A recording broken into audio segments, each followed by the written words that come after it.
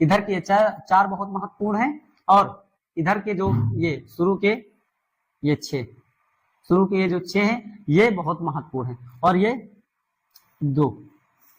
इतने अगर भाग आप लोगों ने याद कर लिया तो आपको भागों के बारे में अच्छे से पता चल जाएगा। ठीक है, 1-2 एग्जाम देंगे तो पता चल जाएगा सबसे ज्यादा कहाँ से पूछा जाता है।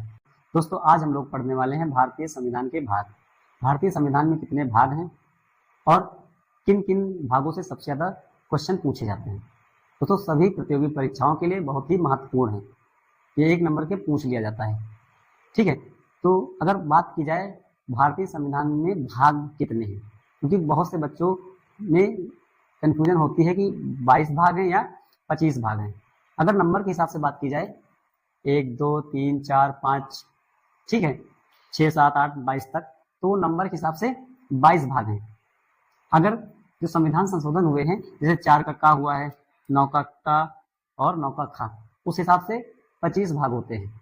अगर नंबर के हिसाब से 22 और जो संविधान संशोधन किए गए हैं और जो जोड़े गए हैं बाद में संशोधन करने के बाद तो 25 भाग बनते हैं। ठीक है, नंबर के हिसाब से 22 और संशोधन जो का खा जुड़ा है उसके हिसाब से 25 भाग होते हैं। ठीक है, तो कंफ्यूज बिल्कुल ही ना होना। अब आइए दोस्तों शुरू करते हैं। भाग किस भाग में क्या दिया गया है और किस अनुच्छेद तक दिया गया है। ठीक है, तो यहाँ भागों की संख्या है। ठीक है, अब इस भाग में उनके बारे में जो प्रावधान है क्या दिया गया है और किस अनुच्छेद तक ये दिया गया है। आइए दोस्तों शुरू करते हैं पहला भाग। पहले भाग में दिया गया है संघ एवं राज्य क्षेत्र। संघ अर्थात भारत और उसके राज्य क्षेत्र के बारे में दिया गया है। अब संघ में भारत के कितने नाम हैं, भारत के कितने नाम हैं संविधान में दिया गया है, भारत और इंडिया। ठीक है, तो संविधान में अगर बात की जाए तो भारत के कितने नामों का उल्लेख किया गया है, तो भारत और इंडिया इन 2 नामों का उल्लेख किया गया है। ठीक है, तो भारत का नाम और उसके राज्यों के बारे में अनुच्छेद 1 से 4 के बीच दिया गया है। अब भाग 2 में नागरिकता के बारे में बताया गया। भारत में रहने वाले लोगों की नागरिकता के बारे में दिया गया है। अब ये नागरिकता अनुच्छेद 5 से 11 तक दी गई है। ठीक है, उसके बाद मौलिक अधिकार, भाग 3 में क्या दिया गया है, मौलिक अधिकार। दोस्तों बहुत ही महत्वपूर्ण है, जहां से सबसे ज्यादा सवाल बनते हैं वो हम लोग महत्वपूर्ण और इम्पोर्टेंट करके पढ़ेंगे। ठीक है, तो मौलिक अधिकार 12 से 35 के बीच दिया गया है। पहले दोस्तों जब मूल रूप से संविधान लिखकर तैयार किया गया था तब मौलिक अधिकारों की संख्या 7 थी। 44वां संविधान संशोधन 1978 में संपत्ति के अधिकार को हटाकर अब 6 मौलिक अधिकारों की संख्या कर दी गई। ठीक है, तो मौलिक अधिकारों की संख्या प्रेजेंट में कितनी है, 6 है। भाग 4 में नीति निर्देशक तत्व के बारे में दिया गया है और यह अनुच्छेद 36 से 51 के बीच दिया गया है। नीति निर्देशक तत्व में राज्य में कानून कैसा बनाया जाएगा उसके बारे में दिया गया है। ठीक है, अब 4 के का में आ जाते हैं। 4 के का में मूल कर्तव्य को जोड़ा गया। ठीक है, और यह अनुच्छेद 51 के का में पढ़ा जाता है या का में दिया गया है। ठीक है, इसको कब जोड़ा गया था, जब मूल रूप से संविधान लिखकर तैयार किया गया था तब यह मूल कर्तव्य उसमें नहीं थे। इसको कब जोड़ा गया था, 42वां संविधान संशोधन 1976 में सरदार स्वर्ण सिंह समिति के आधार पर इसको जोड़ा गया था। वर्तमान में इसमें 11 मौलिक कर्तव्य हैं और जब ये मूल कर्तव्यों को जोड़ा गया था तब इसमें 10 मौलिक कर्तव्य थे। तो पहले 10 थे, अब 11 मौलिक कर्तव्यों की संख्या हो गई। ठीक है, और ये कब जोड़ा गया था, 42वां संविधान संशोधन 1976 में। और किस समिति के आधार पर जोड़ा गया था, तो सरदार स्वर्ण सिंह समिति के आधार पर जोड़ा गया था मूल कर्तव्यों को। ठीक है, उसके बाद भाग 5 में क्या दिया है, संघ के बारे में। संघ अर्थात केंद्र। केंद्र में कौन कौन है दोस्तों, राष्ट्रपति, उपराष्ट्रपति, राज्यसभा, लोकसभा, प्रधानमंत्री, सर्वोच्च न्यायालय और कैबिनेट मंत्री, इन सभी का प्रावधान भाग 5 में दिया गया है और अनुच्छेद 52 से 151 तक इसके बारे में दिया गया है। ठीक है, उसके बाद भाग 6 में राज्य के बारे में दिया गया है। राज्य में कौन कौन होता है, तो राज्यसभा, विधानमंडल, विधान परिषद, ठीक है, और मुख्यमंत्री के जो सहयोगी मंत्री होते हैं उनके बारे में भाग 6 राज्य के अंतर्गत दिया गया है और यह अनुच्छेद 152 से 237 तक दिया गया है। अब भाग 7 को अब निरस्त कर दिया गया है। भाग 7वें संविधान संशोधन 1956 में इसको निरस्त कर दिया गया है। अब इसको नहीं पढ़ा जाता है या कार्य में नहीं लिया गया है।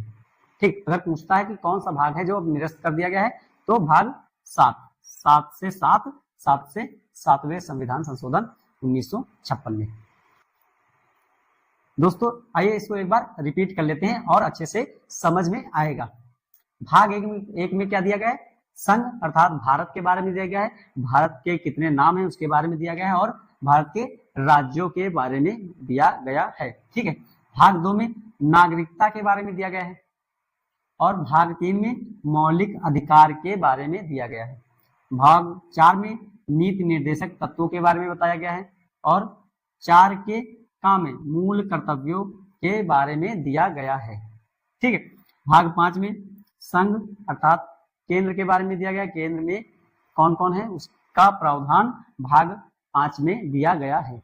उसके बाद भाग 6 में राज्य के बारे में दिया गया है, राज्य में कौन कौन से पद हैं और भाग 7 को निरस्त कर दिया गया है 7वें संविधान संशोधन 1956 में। उसके बाद पढ़ते हैं हम लोग भाग 8 में। भाग 8 में क्या दिया गया है, संघ राज्य क्षेत्र अर्थात केंद्र शासित प्रदेश के बारे में भाग 8 में दिया गया है और यह अनुच्छेद 239 से 242 तक दिया गया है। भाग 9 में क्या दिया गया है, पंचायतों के बारे में दिया गया है, जो गांव स्तर की प्रशासन की इकाई है जिसमें प्रधान चुना जाता है, उसको अनुच्छेद 243 के का से अड़ा तक दिया गया है।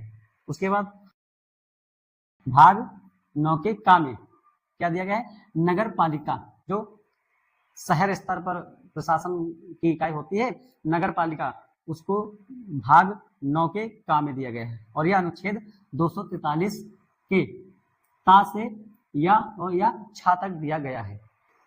और भाग 9 के खा में सहकारी समितियों के बारे में दिया गया है, यह एक प्रकार की प्रशासन की इकाई है और यह अनुच्छेद 243 के या जा से या एन तक दिया गया है।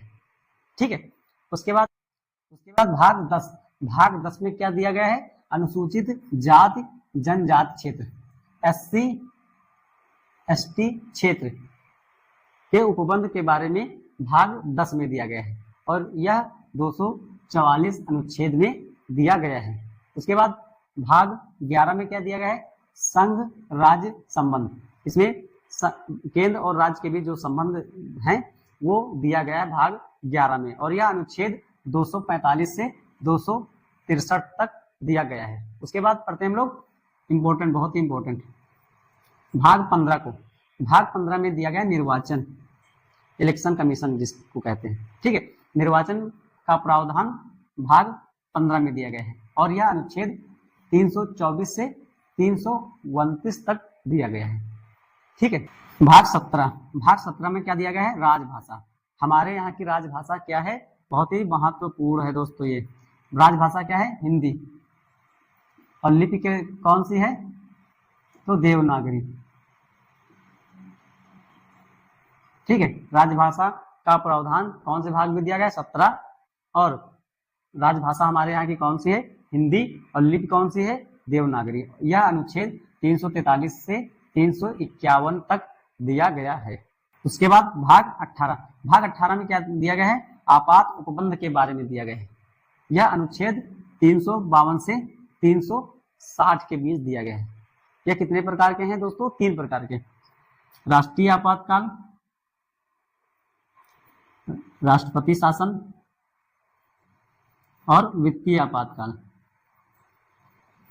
352, 356 और 360। आपातकाल कितने प्रकार के लगते हैं? 3 प्रकार के, राष्ट्रीय आपातकाल, राष्ट्रपति शासन और वित्तीय आपातकाल। अभी तक ये वित्तीय आपातकाल अपने देश में नहीं लगा है। ठीक है, 20वां है, महत्वपूर्ण दोस्तों, संविधान संशोधन।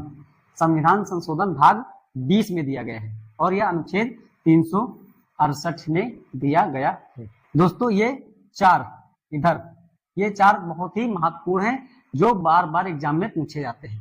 ठीक है, आपसे इसके अंदर नहीं पूछेगा, अगर भाग से पूछेगा तो यही पूछेगा कि भाग 15 में क्या है। 4 ऑप्शन दे देगा और आपको ऑप्शन की सही पहचान करना होगा। ठीक है, भाग से रिलेटेड अनुच्छेद नहीं पूछेगा, भाग में अगर पूछेगा सिर्फ भाग में यही पूछेगा, भाग 2 में क्या है, भाग 3 में क्या है, भाग 4 में क्या है, और इन सभी भागों को दे देगा। ठीक है, इधर के चार बहुत महत्वपूर्ण हैं और इधर के जो ये शुरू के ये 6 जो 6 हैं ये बहुत महत्वपूर्ण है और ये 2। इतने अगर भाग आप लोगों ने याद कर लिया तो आपको भागों के बारे में अच्छे से पता चल जाएगा। ठीक है, 1-2 एग्जाम देंगे तो पता चल जाएगा सबसे ज्यादा कहाँ से पूछा जाता है। तो 4 ये हो गए, 6 ये और ये 2 सबसे ज्यादा इन्हीं से पूछा जाता है। आशा करता हूँ आप लोगों को अच्छे से समझ में आया होगा। धन्यवाद दोस्तों।